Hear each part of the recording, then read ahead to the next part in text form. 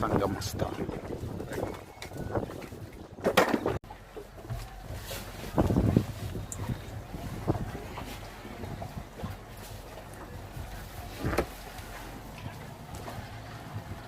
ఒక పక్కన యమున, ఓ పక్కన గంగా. రెండు నదుల సంగమం మధ్యలో ఉంటుంది అని చెప్పి ఇలా బోట్లు వేసుకుని సంగమం మధ్యలోకి వెళ్ళి అక్కడ స్నానం చేస్తారు. మహాకుంభ జరిగి 60 కోట్ల పైగా వచ్చి స్నానం చేసిన మహాపుణ్య ప్రదేశం.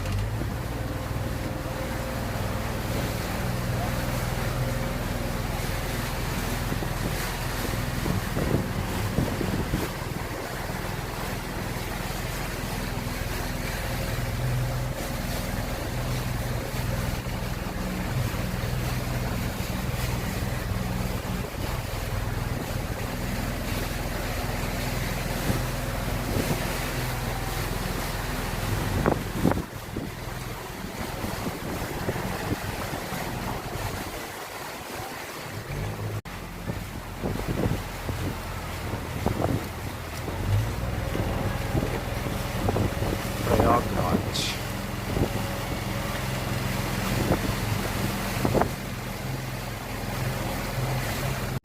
మనం ఉన్నది యమునలో ఉన్నాము.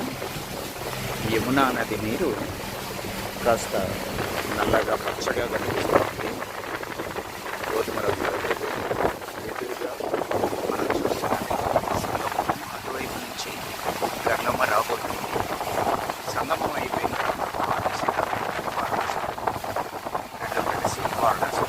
నైని వైపు నుంచి